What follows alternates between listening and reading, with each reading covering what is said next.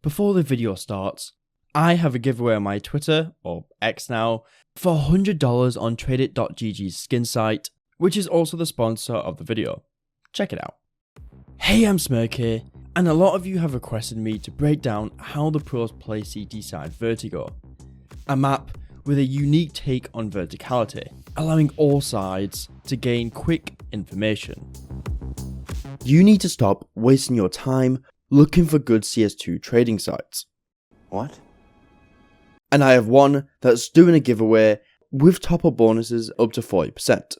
Yes! Today's sponsor is TradeIt.gg, the leading trading site proudly powering the biggest names and everyone's favourite team, Vitaliteh. No. To trade, select a skin in your inventory, select a skin from TradeIt.gg's vast collection and click trade. Or you can top up your balance and gain free additional deposits. On top of that, for every purchase or trade you do with TradeIt.gg, you gain tickets to enter their giveaway. So why not use TradeIt.gg? Buy skins, sell skins, and win skins with Counter-Strike's leading trading site. Vertigo is usually played in a 2-2-1 or a 3-1-1, but sometimes a 2-1-2. These formations change depending on what site needs help or you want to stack. On A, you will usually see the A Rotator throw a yellow or ramp smoke, allowing the ramp players to take ramp control. Typically one of the A players will throw a flash as they run past crane, blinding those aggressing on ramp but also allows them to peek. Meanwhile, you have the yellow player likely throwing a molly into yellow and trying to control the area. At this point for the A side, a lot of things can happen depending on what the T side do. They can hold on to ramp control by re-smoking the starting smoke and start bombarding forklift with HEs and mollies. If they get pushed off from ramp, they could fall off the second ramp and retake ramp. Or if they get pushed off from second ramp, they can fall back to site and likely retake or peak second ramp later in the round.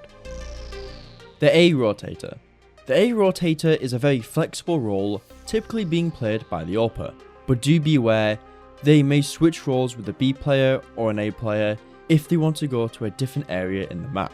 At the start of the round, you will usually see the A Rotator throwing a smoke for ramp, and then listening for information from elevator. If they hear a lot of noise, or their A players need help, they can rotate to ramp to play through A. If A is fine, they can stay in mid. The B Rotator. You will see the B Rotator typically starting and leaning mid, but is also there if the B player needs help.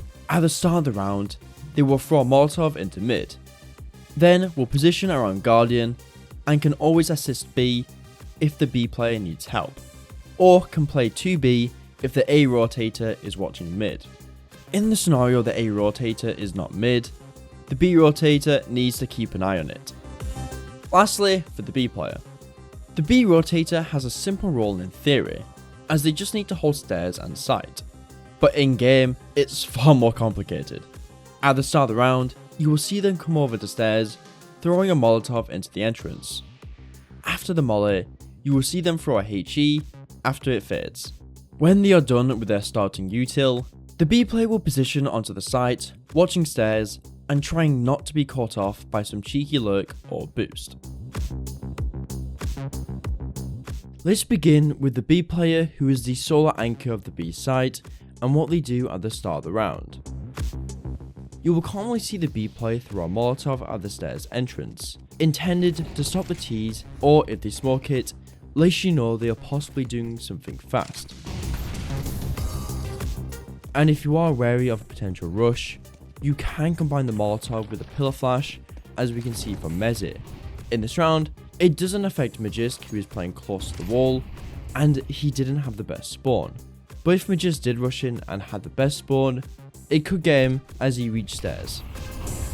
But you need to be aware that this smoke can easily be countered by the default smoke the T side throws, giving the Ts a gap to look above the smoke and potentially allowing them to look through into areas under your nose. As an alternative to the entrance molly, you could instead throw the molly right on stairs. You can do this by going against the white wall, aiming at the top of the wooden planks and left click throw. This Molotov will counter the default T-side smoke, and anyone lurking through the Molotov will take significant damage. They could still lurk out into this area, however it's something you can easily watch. Personally, I prefer this Molotov compared to the entrance one. After the Molotov, you will see the B player throw a HE a few seconds after it goes, calculated to hurt those wanting to gain stairs control right after the Molotov. There are a few places you can throw this HE, and it's completely up to you on where you throw it, but I believe it should be different each round to make it hard to counter. In round 4, we can see the entrance is smoked off, and with the likelihood of a T wanting to peek over it, you can do what Magist does here, where you just near the entrance.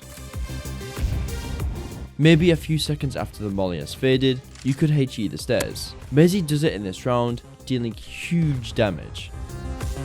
And lastly, if you want to pick a fight, you could use it on the T smoke, potentially catching a T who was just holding an angle or trying to look through the smoke.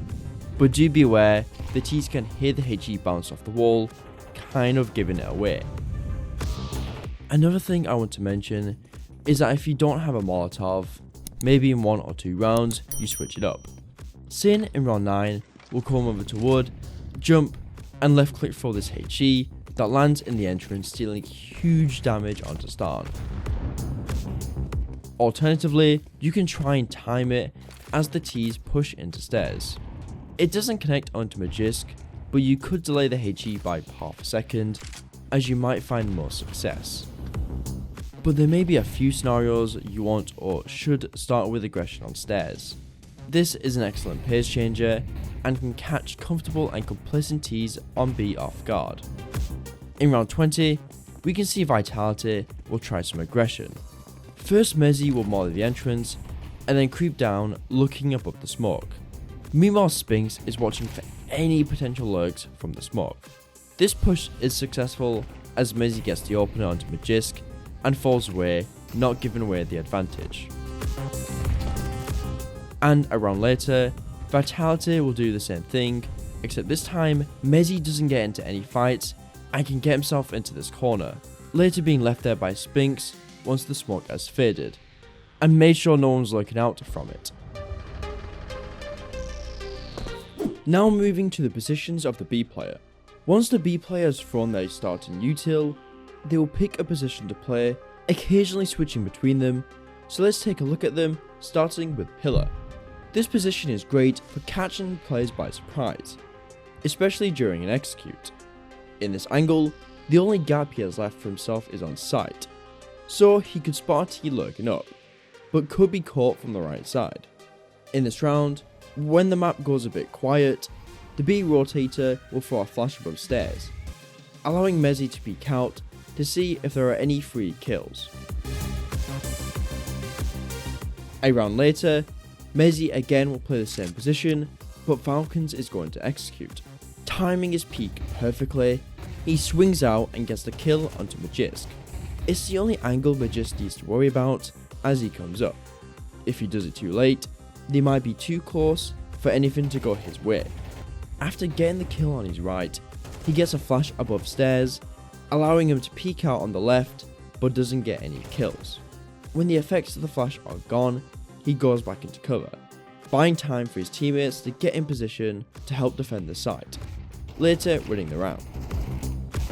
And if you are playing Pillar and you do get mollied, you can always smoke it and try to play around it. But in this round, he misses the molly, so he doesn't get extinguished. Yeah, he gets a double anyway. A powerful off angle I like is this one at white. With this, you can catch Ts trying to lurk into A, and you could also spot and easily adjust the players going on the side of stairs. I saw some teams run at least once per game a wood setup. In this, you have a player at wood watching stairs in an angle like this, making sure his head isn't visible from stairs. Meanwhile, you have your B Rotator on site with a flash ready.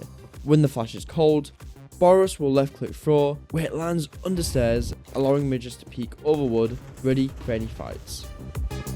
A pretty common angle B players tend to go to is double.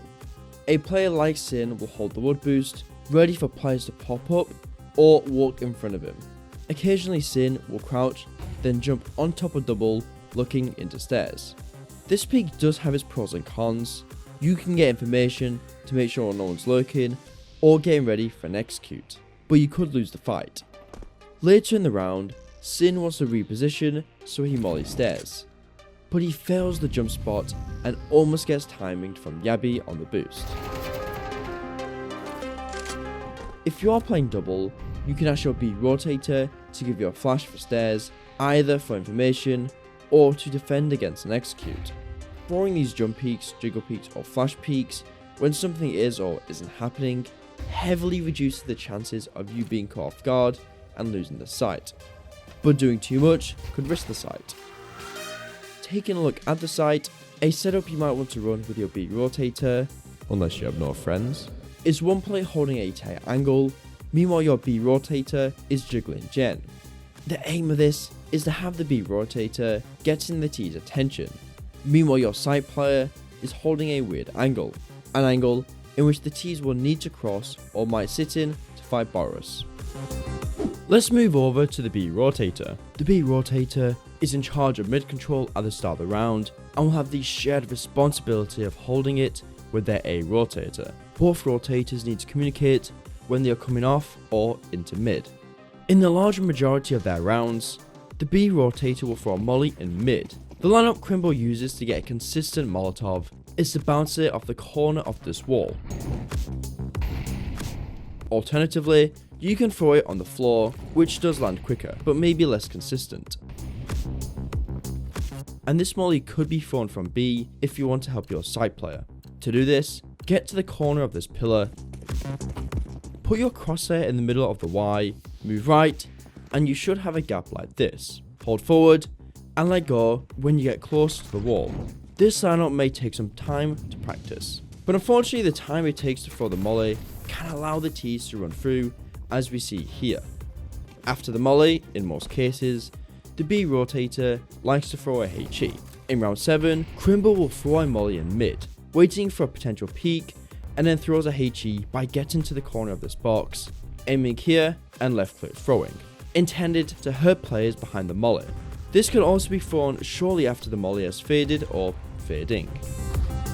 Or you could throw this HE that lands deeper.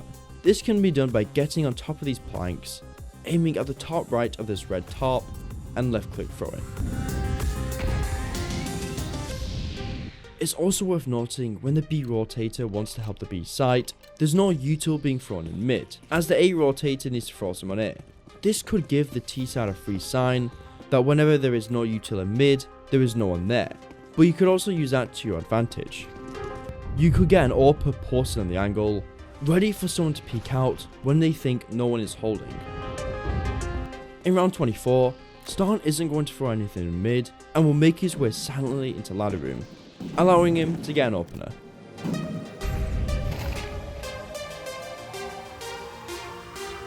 Now let's move over to the positions. As mentioned before, the B Rotator is the main guy in charge of mid. Typically most B Rotators like to play lots of different angles in Guardian. Boros right now is playing a pretty standard angle which is okay against lower ranked players, or ecos, but most seasoned players will easily pre-aim you here. If you want to play a bit more defensive, you can jiggle like Starn, quickly darting in and out of position, spotting for information, and if there are any problems, you can easily fall off to B. If your A Rotator is playing mid, for example Sampius and CT, you could watch the boost, and if Sampius does get contact, Boros can easily swing out as a surprise.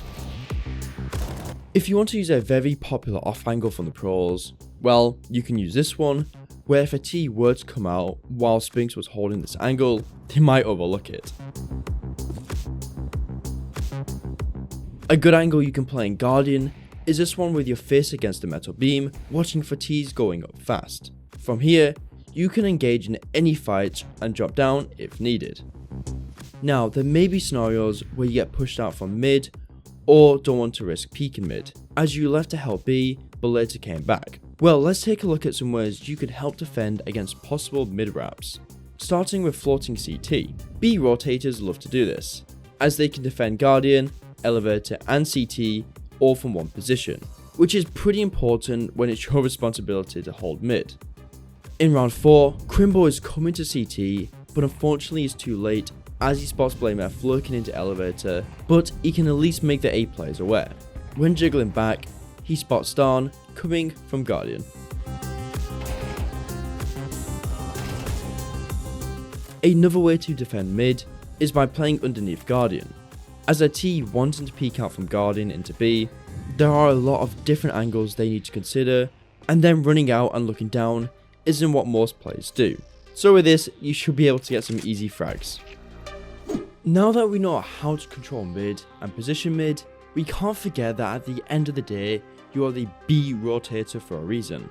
In the scenario the B side needs help, you are the side player's first response. So how should you help? In one of the easiest and most effective ways of doing it is just by throwing a flash. In round 9, we are going to see Astralis play pretty quick on stairs. To allow Sin, his B player, to punish any aggression coming upstairs, Sin asks for a flash from Crimbo to swing. Flashbangs can also be used to slow down the momentum of the T side. In round 17, Yabi goes down early. To try and slow Big's progress onto the site, he will throw a flash. It doesn't get anyone in this round, but he will use it to get out from Guardian so he can defend the site. And if your B player wants to get information on stairs by peeking out, well, as mentioned before, you can just flash for them to peek. In the scenario the T side is executing, one of the most common positions pro players play is Guardian. From here, it's very easy to pivot from watching mid to watching B. However, you do need to be aware that your mid will be left open, so it should become the responsibility of your A rotator to hold mid while you help B. But it's great as you can deny players trying to cross onto the site, potentially setting your B players up for frags. After Spinks gets his kill, he wants to reposition to Gen, where later he swings out with Zyru, showing no respect.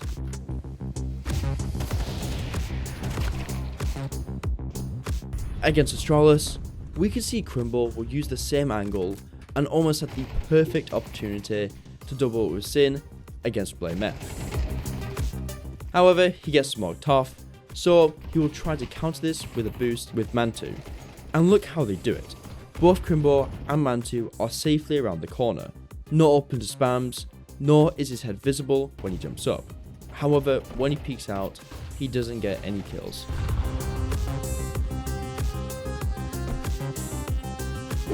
The A rotator. The A rotator has a similar responsibility to the B rotator in the sense that they both hold mid with coordination, yet need to help their sides when it's being pressured. However, the A rotator can provide a lot more help at the start of the round, starting with their smokes. The A rotator will either throw a yellow smoke or ramp smoke depending on what the A players want to do. To do the yellow smoke, run along this wall, tap left so your back is slightly against the wall. Now put your crosshair in line of this roof on the edge of the window and left click throw.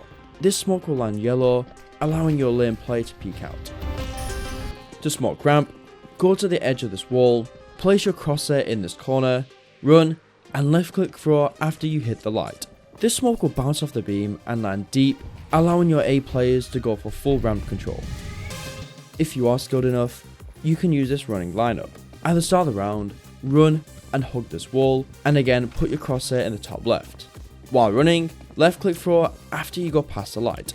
This smoke is nice if you want to go A, so you don't lose that timing for a potential opener. After throwing your smoke, the A rotator will then listen for information in Elevator. Due to the vertical layout of Vertigo, it can allow you to get some easy information, but it's worth noting that if you are in a team, it might be worth deafening yourself for a few seconds just so you can hear the footsteps clearly.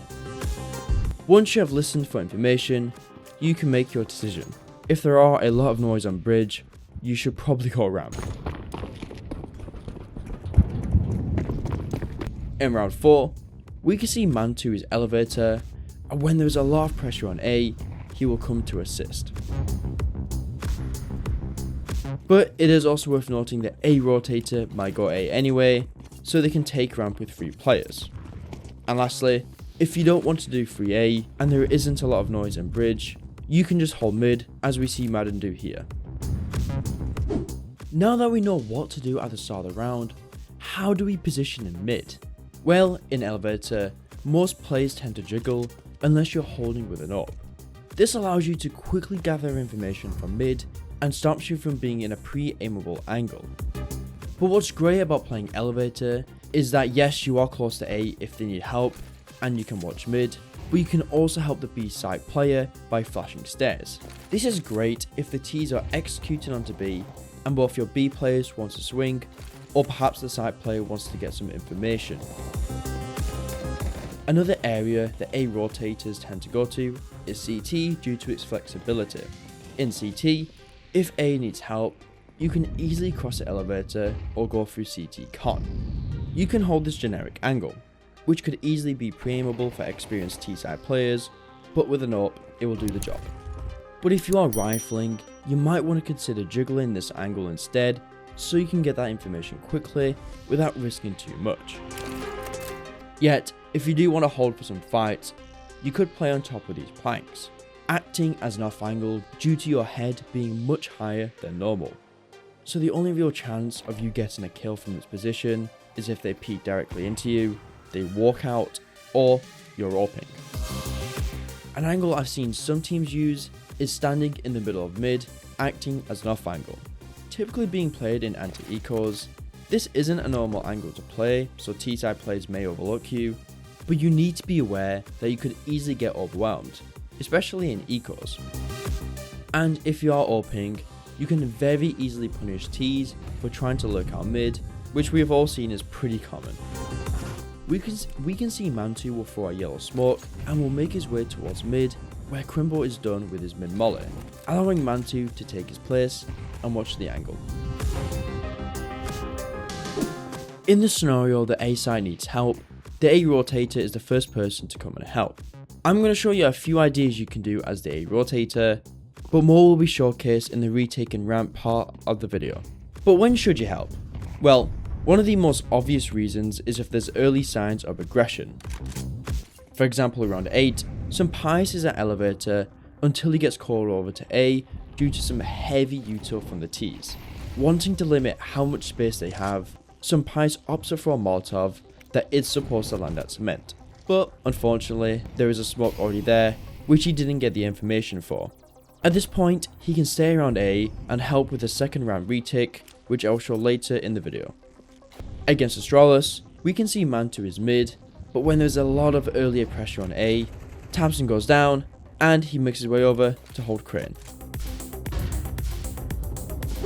Now moving over to the more chaotic and smoke spammy version of Banana. Ramp is a util heavy area of the map where both sides will contest. Your job as the A players is to stop their early aggression and gain full ramp control. And we will start with yellow smoke and when you have 2 players. This yellow smoke is intended to go from elevator to yellow, allowing A players to peek out to defend from lane. The smoke can counter some of the smokes the T side throws, like the cement smoke, intended to allow access into yellow, or the one-way smoke the T's may throw on yellow. The smoke is also brilliant in punishing the T's for wanting to regress into yellow, and gives you cover to swing ramp from yellow. So how is the ramp smoke usually set up? Well, let's start with the most common setup. Your A rotator, of course, will throw the smoke that you want to use, in this case a yellow smoke. Then from here, you will have a ramp player and a yellow player. The ramp player will come to Crane and throw this flashbang, intended to punish those for peeking into ramp and allows Tabson to peek over it for openings and spams. Meanwhile, your yellow player will throw a Molotov in front of the smoke, burning those who want to push out from the smoke. In round 22, we can see Vitaliteh will do the same thing, where flames will flash as soon as he can, peeking into ramp. His first peek is intended to catch players going or spamming inside of the yellow smoke, but he can always adjust onto players running along this wall.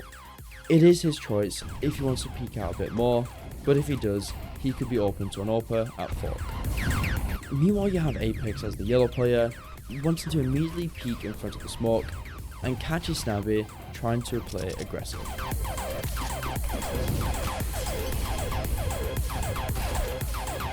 I will say, if the team molly did land properly, it would be harder for Apex to get this kill.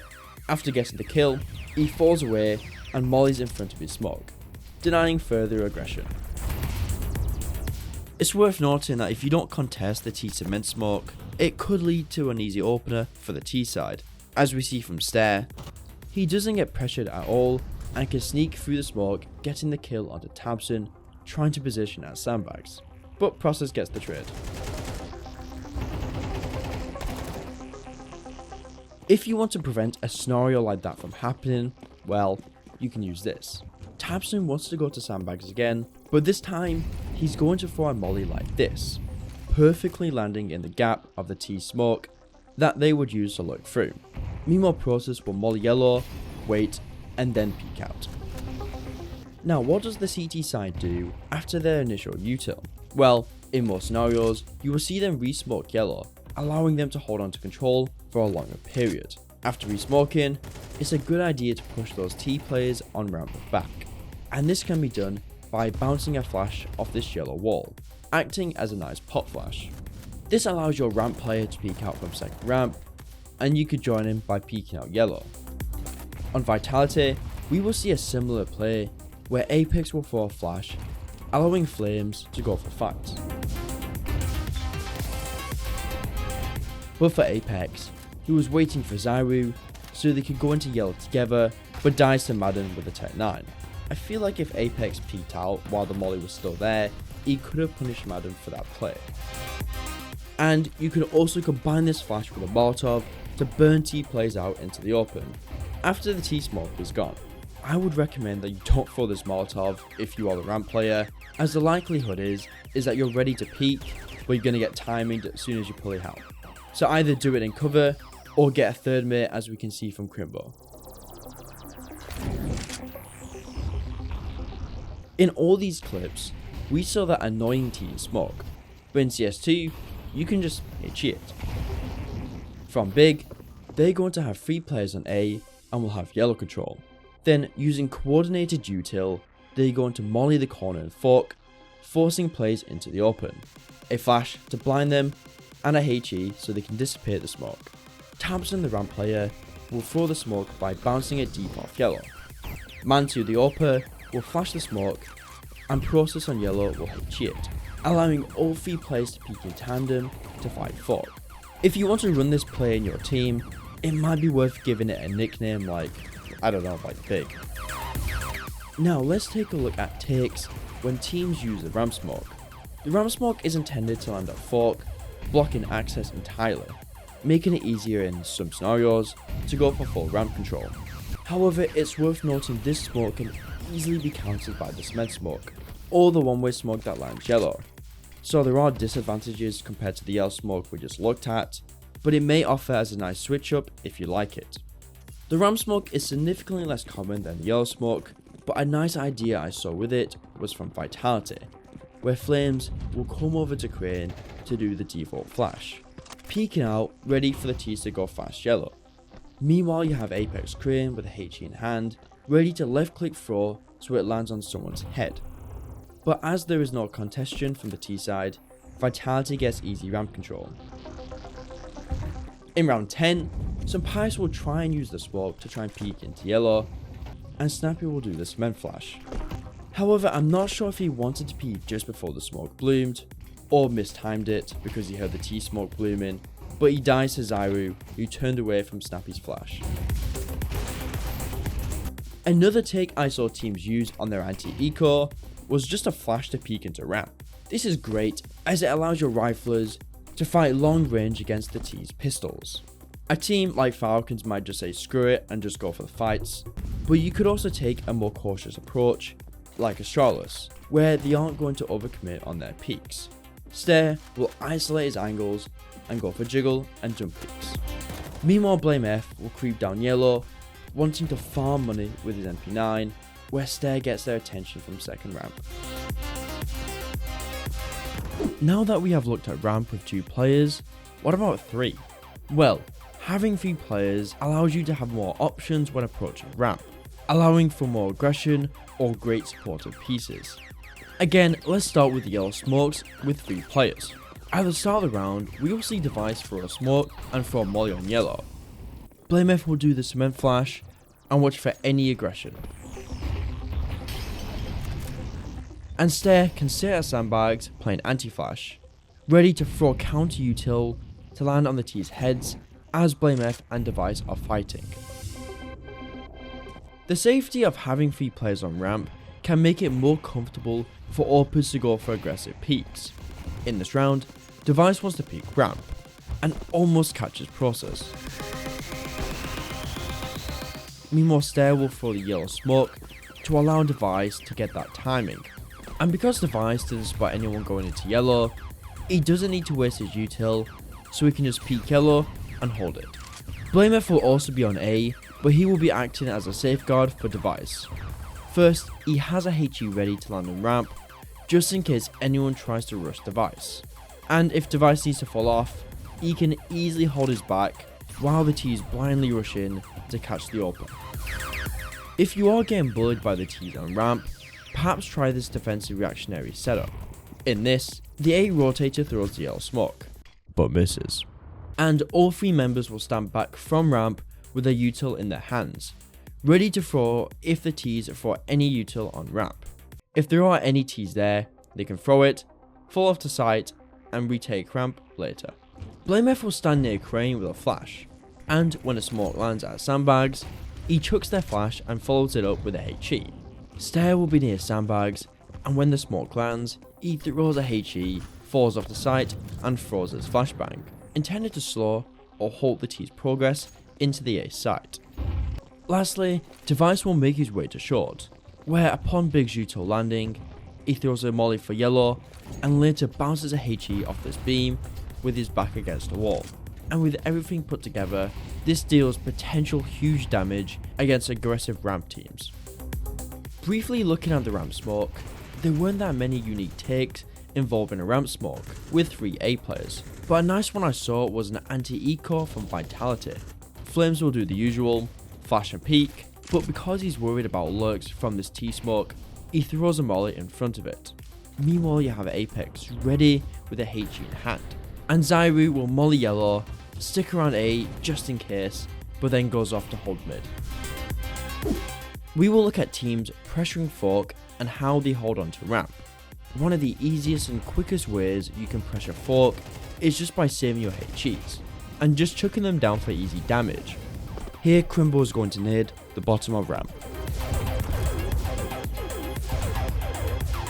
And Process from short will just throw it randomly. Speaking of this corner, you can be a proper arsehole by mollying and flashing it, forcing blind T's into the open, where 2 Vitality members are peeking. It doesn't matter who does what in this round, but Flames will bounce a molly off yellow, and Apex throws a flash from second ramp, later both peeking with it. And a quick tip from me, this is a brilliant HE or molly for this common position at box. And speaking of this corner, Astralis molly box to allow Stare to go for an aggressive peek. When the smokes are gone, Stare has already crept his way down yellow while Device is watching for peeks. To set Stare up for the peek, Blameth will bounce a flash off this box that blinds Process. Stare, who is close by, combines it with a Molotov and goes for a quick peek. Giving the term a good defense is a good offense a try. What I think would have made this peek very successful is a smoke on bridge like Big did earlier. To throw the smoke, Process puts his face into cement, while crouching, aim at the E. Hold back, then run and left click for when you get close to the wall, and you should be able to guess where the box is for the molly. But what should you do when you gain ramp control? We can look at a few things teams will do to hold on to control. Starting with this jump peek. This jump spot allows you to go in and out of cover quickly, gaining information but trying not to risk too much. If you get spotted, you can always throw a bit of util and fall off to the site with that information. And I'm guessing everyone has seen this jump spot a lot, and you would think it's only used when there's only one player on A, but you can use that to trick your opponents. Against Astralis, we will see Tyson jump spotting, but we'll have Process hiding in yellow, ready for players to come up. Meanwhile, you have Crimble sandbags, ready with a counter flash for Tabson to swing with. When Tabson spots Stair at ramp, he falls off, getting ready to swing ramp with a flash from Crimble, and from the looks of it, Tabson asks for the flash when the T's throw their flash, likely to be used as a counter for when the T's try to push up. This goes well for Tabson as he gets the kill onto Yabe, but unfortunately the Molotov Vitaliteh through at short spreads down onto Process, forcing him out of position. I'm not sure if he intended to swing out into ramp, or if he did it because of the Molotov, but he loses the fight. There are scenarios where the best option for your team is to leave ramp and fall off back to the A site, but because the A site is a tricky thing to hold, teams often want to go for retakes, either aiming to retake ramp if they're being pushed back to second ramp, or peek into second ramp if they're being pushed back into site. Starting with retaking ramp, if you are on second ramp, a very popular retake I've seen is to use the smoke. This is great, as it completely covers ramp, denying T access, wasting time, and forcing them to funnel through yellow, where they could get chewed up.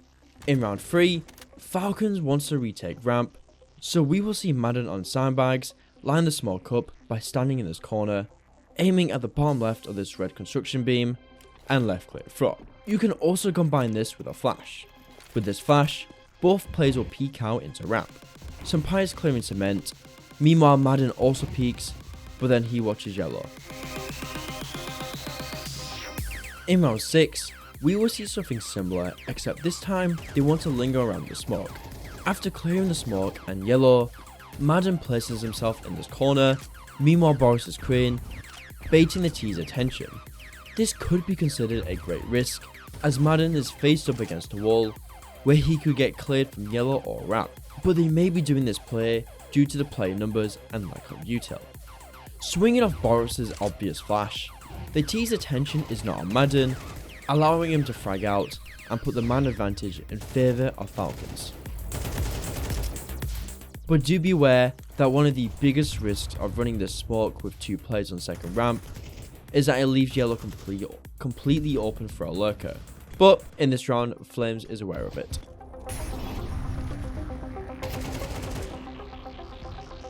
Moving over to second ramp, one of the most popular techniques from teams is just a flash and peek. The flash would usually come from heaven or headshot, so it can be an effective pop flash, and they can still hold short. Meanwhile, your teammate can go for a peek on Crane. Unfortunately in this round, Hunter gets punished by Kixon, who couldn't be affected by the flash, unlike his teammates. Against Falcons, Vitaliteh will try this, except Senpai is going to throw a HE first, hopefully damaging over enthusiastic T's, then a flash for Madden to swing. But notice the way Madden peeks. He aims to catch players in front of Crane, cement, or around yellow, not wanting to overcommit onto an angle where T could punish him. In round 25, Astralis was forced off ramp very early due to Big's pressure. Device was already deep yellow, but I like this response where Blameth will molly cement and smoke yellow.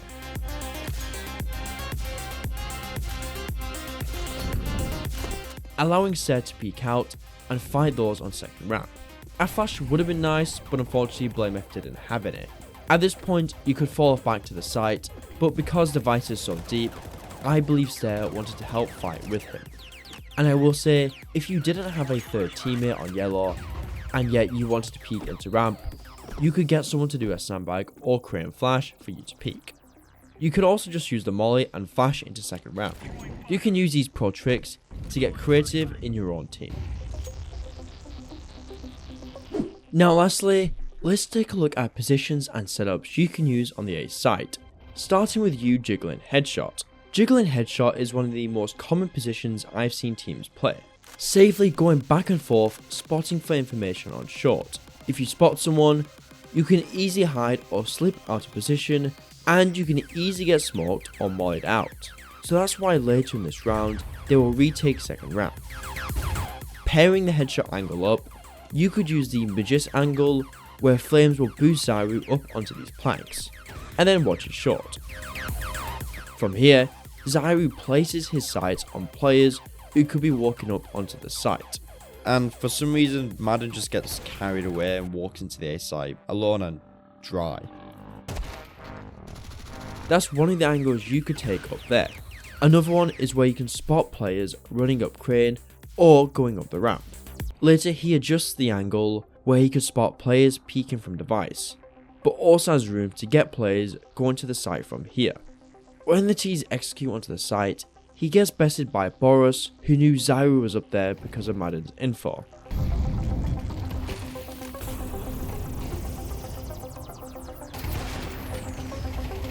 Alternatively, you can swap the Magis angle with the short angle, where Madden is sitting on top of this cone, intended to mess with the T's crosshair if they dare swing into you.